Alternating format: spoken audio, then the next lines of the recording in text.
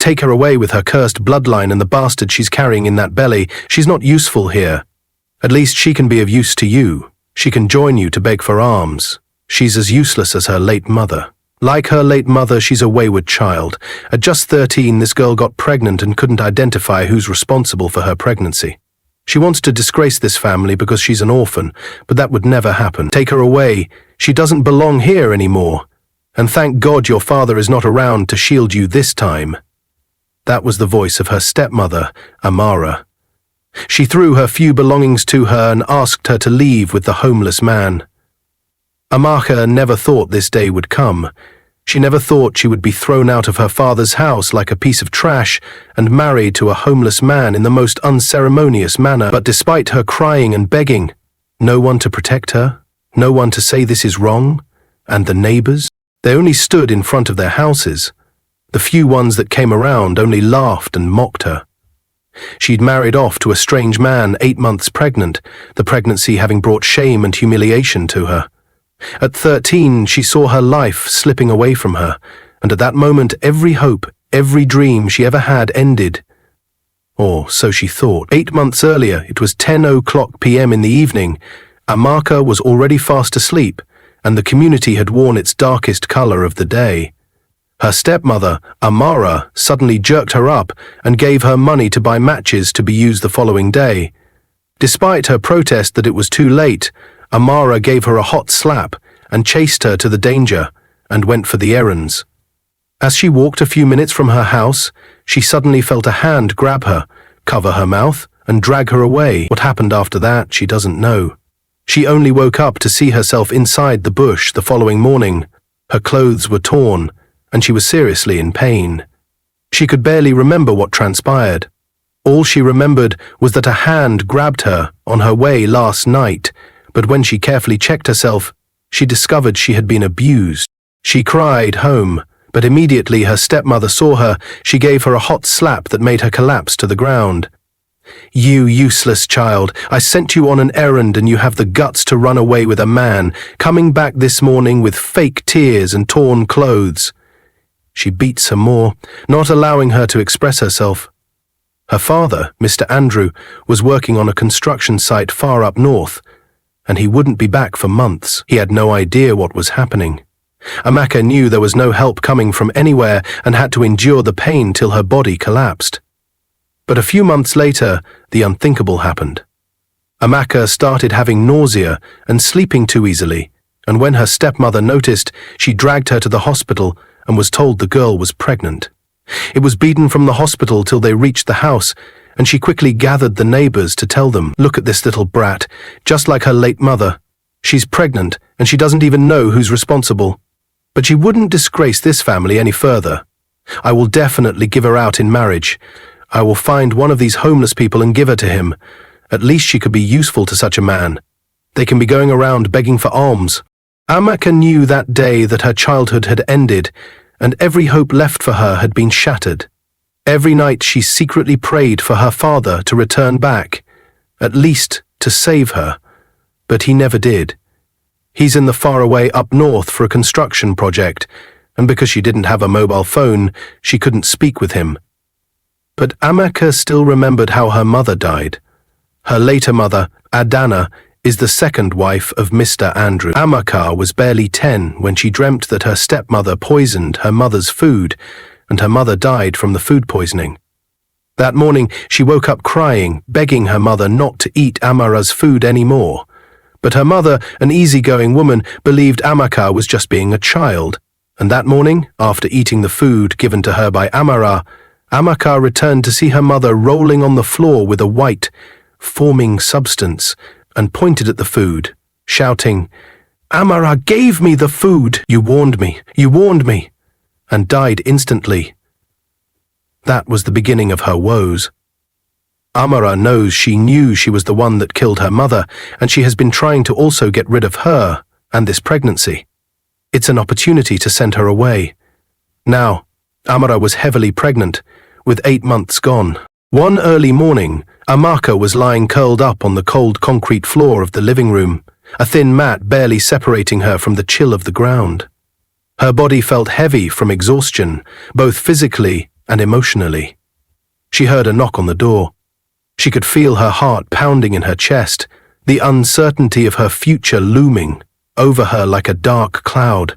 And then the door flew open with a sharp creak. A figure stood in the doorway. Her stepmother, Amaka. Her face was a mask of anger and cruelty. Her eyes narrowed as she stormed into the room. She jerked her up from the small mat she was sleeping on in the small living room. "Come out. Today is your wedding. I've found a homeless man to take you away and stop embarrassing this family." Amaka's heart sank. She had been expecting this. After all, her life had been a series of cruel events orchestrated by this woman, but she had never imagined it would come to this.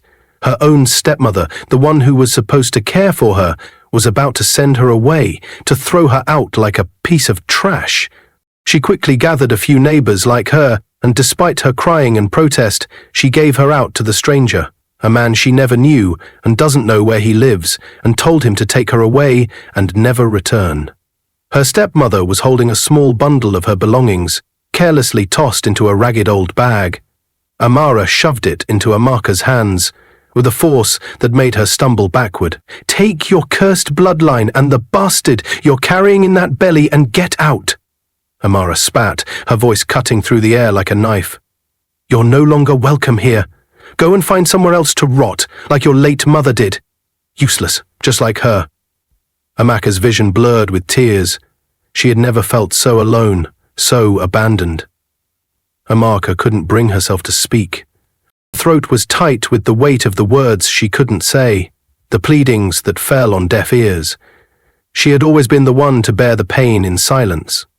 Now, that silence would be her only companion, as she was cast out from the only home she had known. With a cruel laugh, Amaka pushed her toward the door. "Go on, go to that worthless man you've been paired with, a homeless beggar who'll take you in. At least you'll be useful to him. You can go beg for alms together, just like the worthless child you are." Amaka's heart shattered as she stepped outside the door. The early morning air hit her with the sting of reality. She was 13 years old, heavily pregnant, and now married to a homeless man. A tear slid down her cheek, but she quickly wiped it away. She had no one. No one to help her, no one to protect her from the cruel world that seemed intent on destroying her.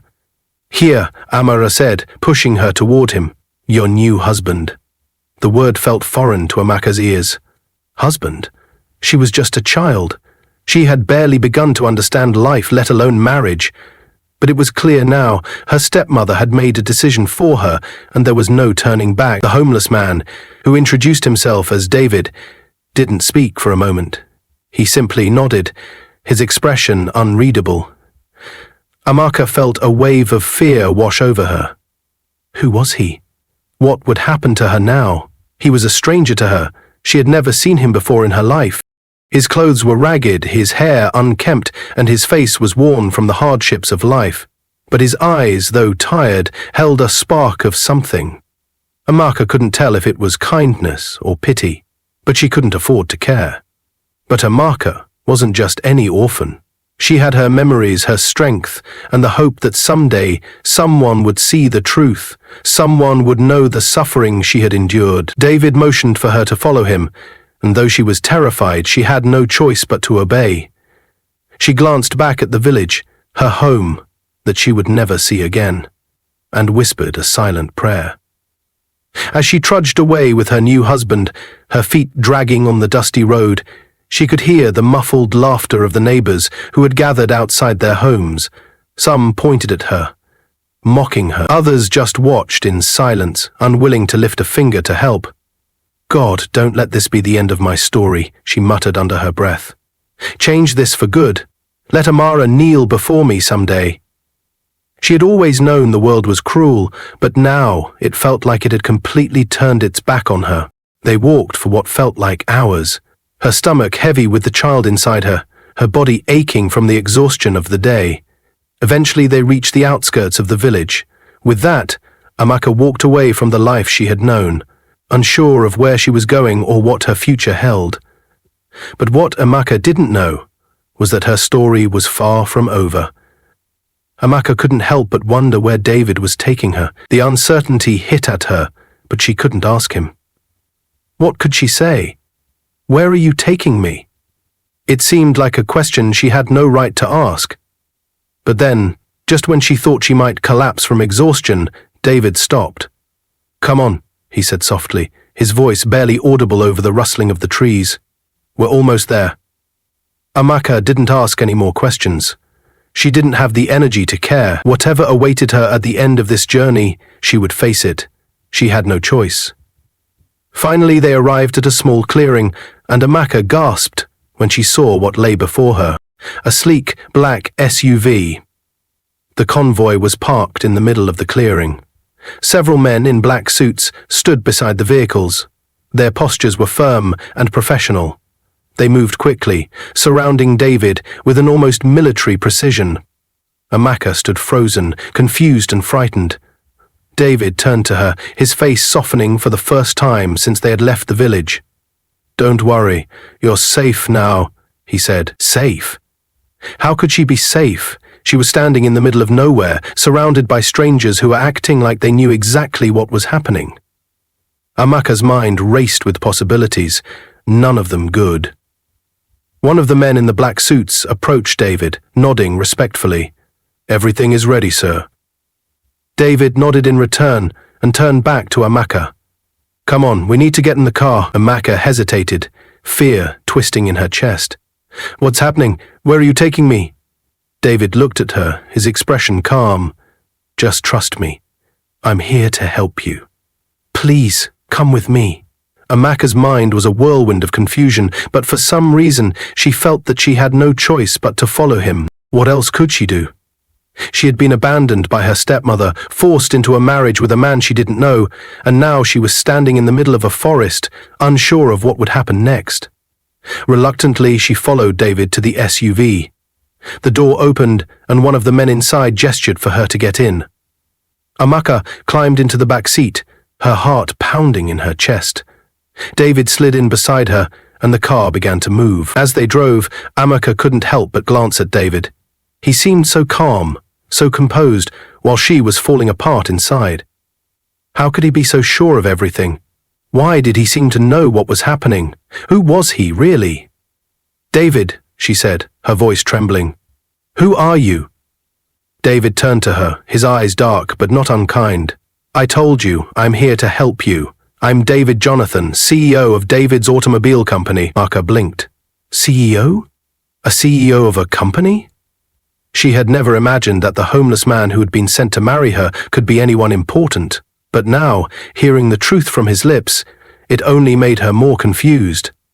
Why did you pretend to be homeless?" she asked. David sighed, his expression turning serious. "Because I knew that your stepmother wouldn't have agreed to help you otherwise. She didn't see you as a person, just a burden. But I saw your story, Amaka. I knew what you were going through. I couldn't stand by and watch you be treated like that." Amaka's mind spun. She had been so sure that her life was over, that she had no future, but now here she was, sitting in a black SUV with a man who, despite his initial appearance, seemed to be her savior. David continued, "I heard about you from one of my drivers. He came from your village, and when he told me your story, I knew I had to do something. So, I set all of this up. I wanted to help you escape your stepmother's cruelty." Amaka couldn't believe it. After everything she had been through, after the humiliation, the rejection, and the pain, someone was finally offering her a lifeline. David glanced at her again, his voice softening. "You don't deserve what's happened to you, and I'll make sure you're taken care of. I promise." Amaka sat back in her seat, her head swimming. She didn't know what to believe anymore. Was this some kind of trick? Was she being used, or was David truly someone who wanted to help her? The car continued to speed through the untarred road. Amaka couldn't help but wonder what awaited her at the end of this journey.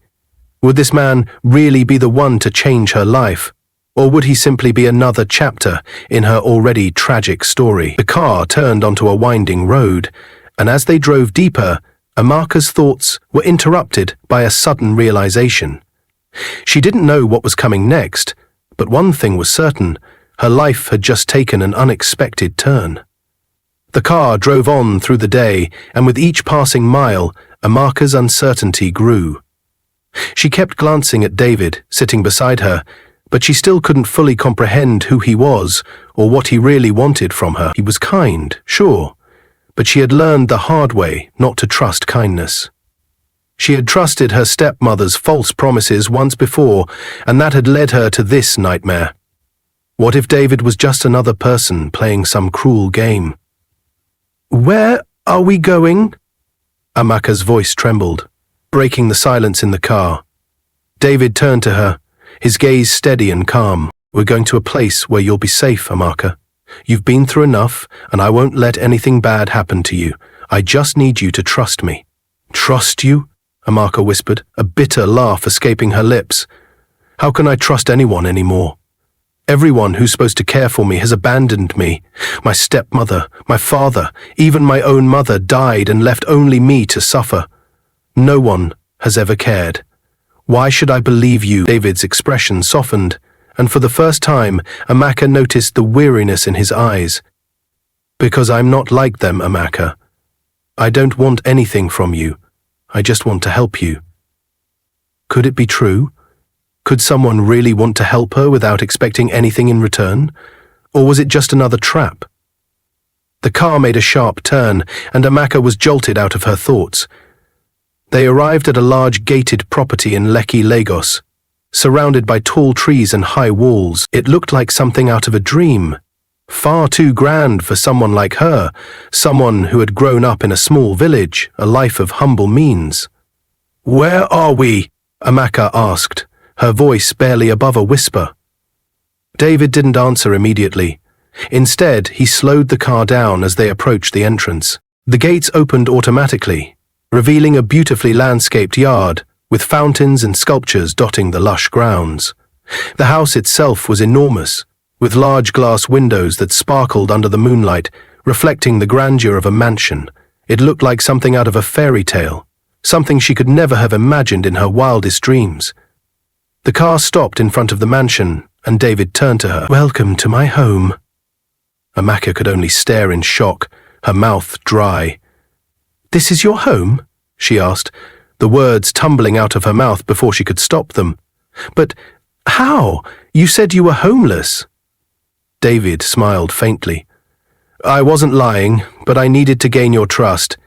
I know this all seems strange, but the truth is, I've been keeping a low profile. People have tried to take advantage of me before, and I have learned that sometimes it's better to hide in plain sight." Amaka's mind raced. She didn't know what to believe anymore. This was the last thing she expected when she had walked away from her father's house, fleeing from the cruelty of her stepmother. She had thought she was being thrown away, discarded by everyone she loved, only to be handed over to a stranger. And now, here she was, standing in front of a mansion with a man who seemed to be hiding some kind of secret. David opened the door and led her out of the car. "Come, let me show you inside." Amaka hesitated for a moment, but something in David's voice urged her to follow. Maybe she didn't have to understand everything right away. Maybe she didn't have to know all the answers. The inside of the house was even more breathtaking. The floors were polished marble, and the walls were lined with beautiful artwork. The air smelled faintly of jasmine, and soft music played in the background. Everything was pristine, like something out of a magazine. Amaka could hardly believe this was real.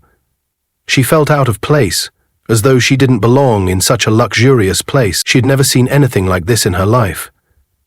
David led her to a comfortable sitting room and gestured for her to sit. "I'll have some food brought up for you. You must be hungry." Amaka didn't respond immediately. She just sat there, staring at the large windows that overlooked the expansive grounds. Her mind was still in a whirlwind of confusion. How could this be real? What was the catch?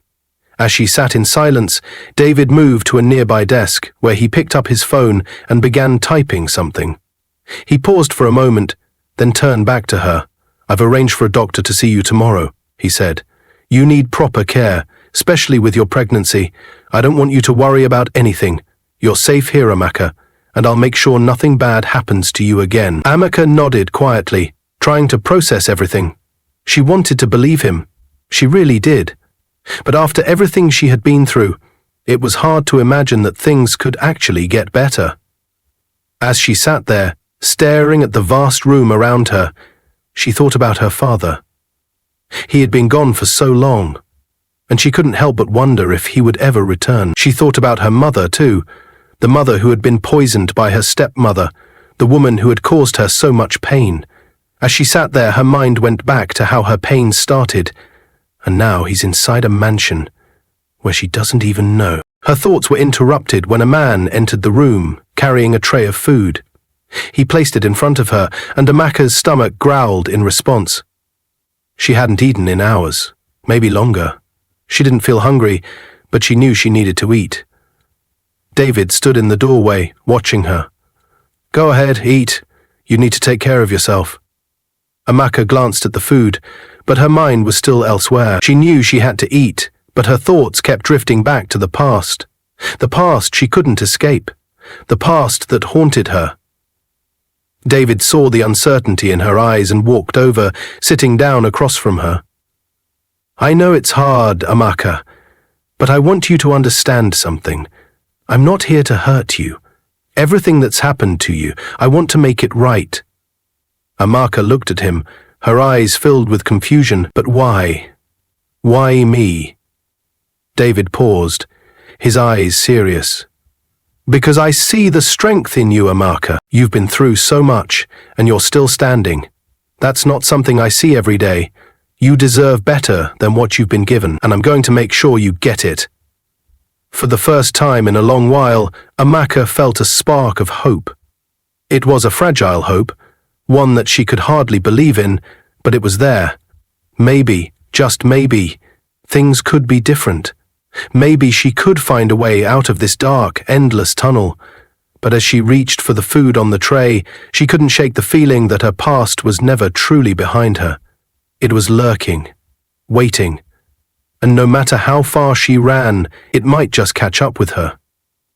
In the following days, Amaka started going to the hospital for the antenatal care David registered for her. 1 month after she gave birth, 2 nannies were hired to take care of her and her baby. After 8 months, Amaka was registered back in school, while her son continued to grow. But tragedy struck one day. It was at night. The baby was crying and then suddenly began to choke. Mr. David rushed to her room and quickly called the driver to take them to the hospital. But before they arrived, little Obinna was gone. He was dead, cold and lifeless on Amaka's hand. She was 14, and there she wanted to kill herself too. She had developed a strong affection for her son and had secretly prayed for him to be part of her story, but now he's gone. When they returned home with the corpse of little Obinna, David quickly took him from her and consoled her. In the morning, Obinna was buried, and thereafter Amaka decided to end it all. She was about to stab herself in her room when Mr. David entered and stopped her. After several efforts, she decided to move on, hoping life would be kind to her going forward. Months passed, and with each day Amaka's life began to take shape. The weight of her past was still there, lingering like a shadow, but it no longer controlled her. She was free. She had survived the cruelty, the abandonment, the betrayal, and the pain of losing her son. Amaka's life, however, was just beginning. With the support of David and the newfound freedom, she was determined to carve out her own path. For the first time, she felt like she had control over her future. It started small, with a simple decision to go back to school. Amaka had always been bright, but after everything that had happened, she had been forced to grow up too quickly, leaving her dreams in the dust. Now, with the freedom to pursue them, she went to school and graduated from high school. She enrolled in computer science courses and quickly discovered a passion for software development. What had started as a way to escape her pain slowly turned into a career. She poured herself into coding, learning as much as she could, working tirelessly into the late hours of the night, and, slowly but surely, she built a reputation for herself. Within a few years, Amaka graduated as a software engineer, one of the few who had come from such a painful background and emerged stronger. She used her success to give back to those who had been left behind, just as she had once been. She founded a non-profit organization focused on helping underprivileged people, particularly those in need of critical surgeries. Amaka's foundation worked tirelessly to raise funds for surgeries, helping people who couldn't afford life-saving medical treatments. It became her mission, her way of healing others, just as she had been healed. One day, Amaka was working at her office when her assistant came to her with unexpected news.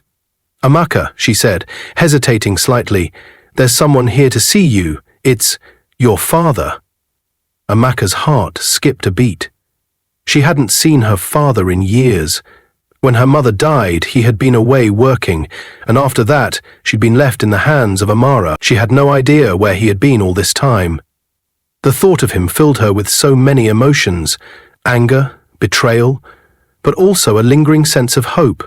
"Let him in," Amaka said, her voice steady but her insides churning with uncertainty. Her father, Mr. Andrew, stepped into her office, his face weathered with age but still carrying the strength of a man who had been through hard times. His eyes softened when he saw her, and without saying a word, he collapsed into her arms. Amaka felt the weight of everything she had been through in that moment. The years of pain, the years of longing, and for the first time, she allowed herself to feel the love that had been missing for so long. "I'm sorry," he whispered, his voice breaking. "I failed you. I couldn't protect you from her. I've been searching for you all these years, but I couldn't find you. I never stopped looking." Amaka's heart ached as she held him, the pain of their lost years mixing with the joy of finally being reunited. "I'm glad you're here," she said softly, her voice full of emotion. "But there's something I need to tell you, Dad." Mr. Andrew pulled back slightly, concern written across his face. "What is it, Amaka?" Amaka took a deep breath and began to explain everything. About Amara's role in her mother's death, about the way she had tormented her, and about the years of abuse she had suffered. It was a hard truth to share, but she knew it was time for her father to know. "And there's one more thing," Amaka continued, her voice steady despite the weight of the words. "The woman who caused all this. Amara. She's here. You brought her here." Mr. Andrew looked confused, his brow furrowed. "What do you mean, Amaka? I brought her here." Amaka stood up, her hands trembling slightly. "She's the one who needs help now.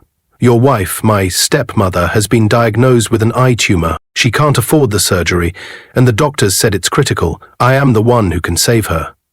Her father stood still for a moment, the weight of her words sinking in. "What? What are you saying? You want to help her?" Amaka nodded. "Yes, I know she was cruel to me, and I know what she did to my mother. But I've built this foundation to help people in need, and that includes her. You might not understand, but this is my chance to pay her evil with kindness. Not because of her, but because she needs to see what I've become, the little girl she tried so much to destroy. If I don't, she'll die, and I'll never get to make her see the outcome of her evil." Her father was silent for a moment, his face conflicted. Then he nodded, tears welling in his eyes. "Okay," he whispered, "if you say so." A few hours after Amaka made the payment, she was operated on successfully. When Amara's bandages were finally removed, she looked around and saw Amaka standing in front of her. She could no longer hide behind the walls of cruelty she had built. A week later, news came that shattered the fragile peace Amaka had worked so hard to build. Amara, unable to bear the weight of her guilt and the mockery of her past actions, had taken her own life. The woman who had once sought to destroy Amaka had succumbed to the demons she had created. Amaka sat in her office, her eyes staring out the window as the news sank in. She didn't feel relief, she didn't feel joy. What she felt was the quiet, painful understanding that some people, no matter how much time is given, cannot escape their past. But Amaka wasn't like Amara.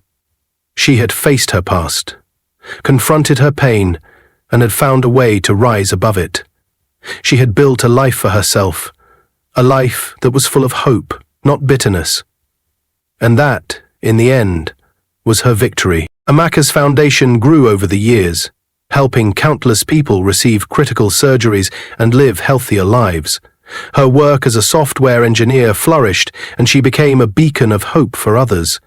But more than that, she had found peace. Peace with her past, peace with her mother's memory, and peace with the woman who had tried to destroy her.